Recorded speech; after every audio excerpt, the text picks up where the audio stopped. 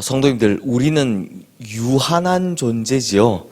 그래서 특별히 시간 안에서 살아가는 존재들입니다. 한계가 있는 거죠. 시간이라는 한계.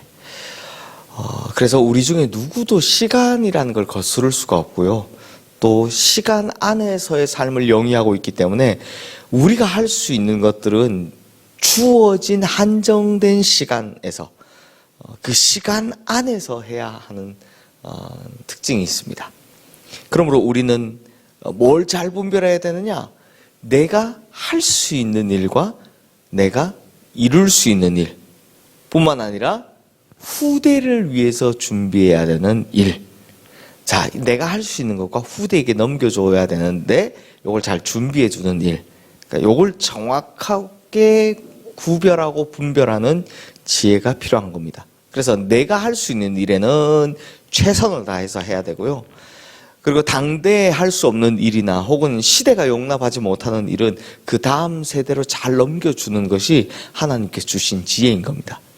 이걸 잘 분별하지 못하면 우리 세대뿐만 아니라 다음 세대까지 고스란히 악영향을 미치게 되는 거죠. 성도님들, 하나님께서는요, 우리는 시간의 한계 안에 살지만 하나님은 세대와 세대와 세대를 넘어서 우리 인간사의 모든 일을 다 보고 계시고 다 알고 계십니다. 그러므로 하나님의 지혜로 잘 분별해 나가는 것이 우리뿐만 아니라 우리 다음 세대들을 위해서 가장 좋은 일이다라는 거죠. 우리가 어제 말씀을 통해서 봤듯이 이제 다윗은 뭘 너무나 하고 싶었습니까? 성전 건축. 성전 건축을 너무나 하고 싶었습니다.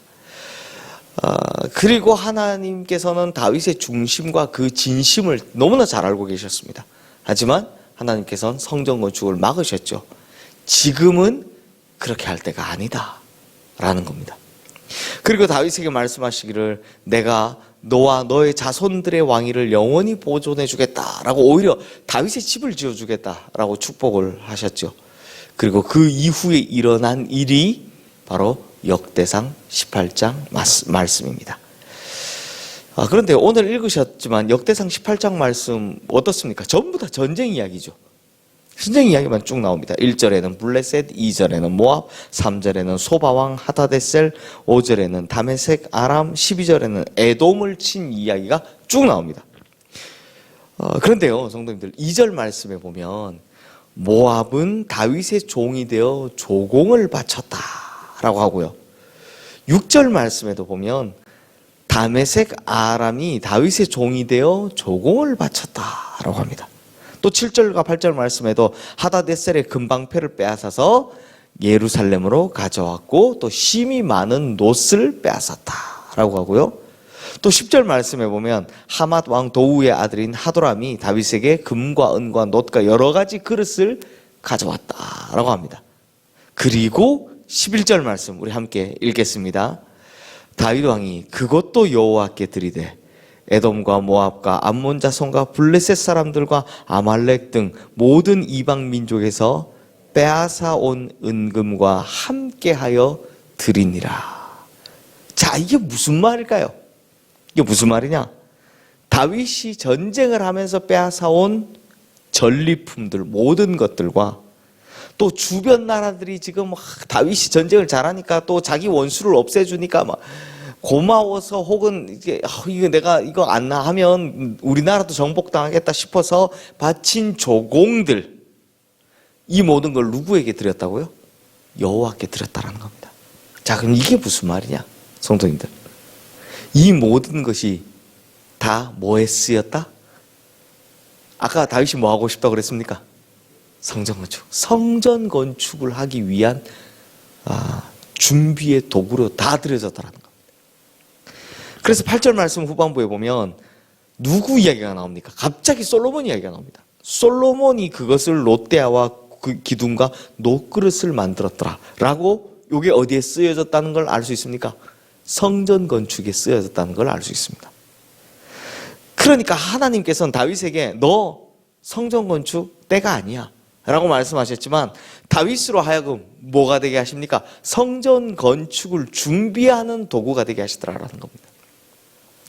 그래서 하나님이 어떻게 하냐? 다윗을 가는 곳마다 승리하게 하시고 다윗이 빼앗은 모든 전리품들을 고스란히 성전 건축이 되기 위한 준비의 도구로 다 활용하시더라는 겁니다. 그러니까 하나님의 지혜로는 어떻게 하는 겁니까? 막 백성들에게 막 무리한 과도한 세금을 걷어서 진행하는 그런 성전 건축을 원하신 게 아니라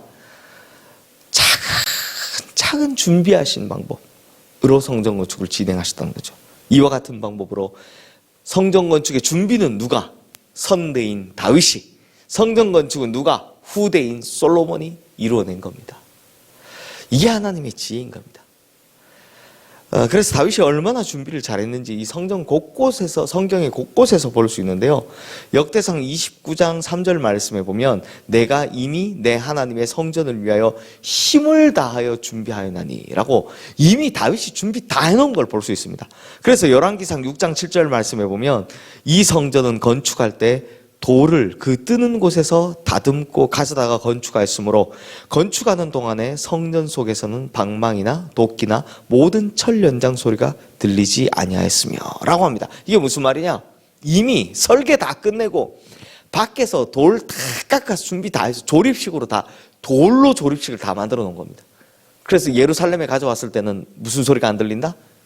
돌 깨는 이 철 연장 소리가 쿵쾅쿵쾅 소리가 안 들리고 탁 맞춰 끼우기만 했다는 거예요. 그 준비 다 해놓고 다윗은 간 거고 그 다음 성전 건축은 누가 했다? 솔로몬이 거기다 세우기만 했다는 겁니다. 얼마나 잘 준비했다는 겁니까?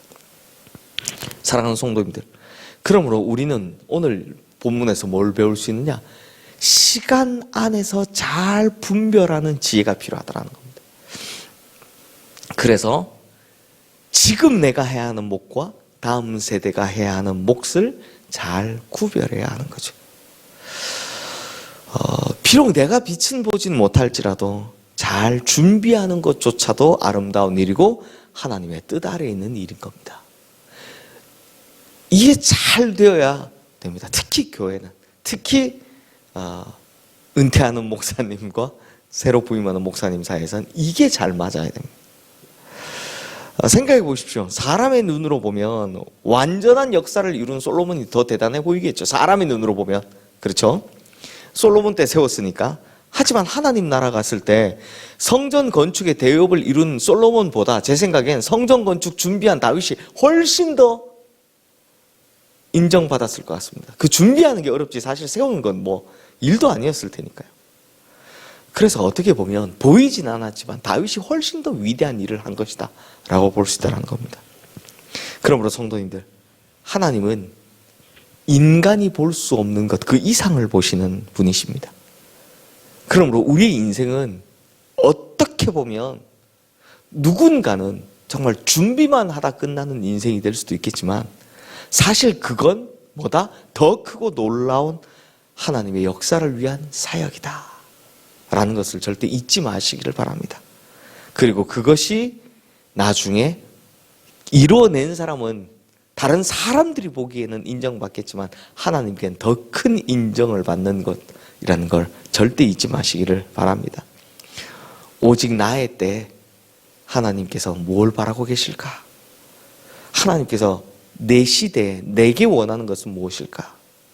내가 주님을 위해서 이루어드려야 할 것과 준비해야 할 것은 무엇인가?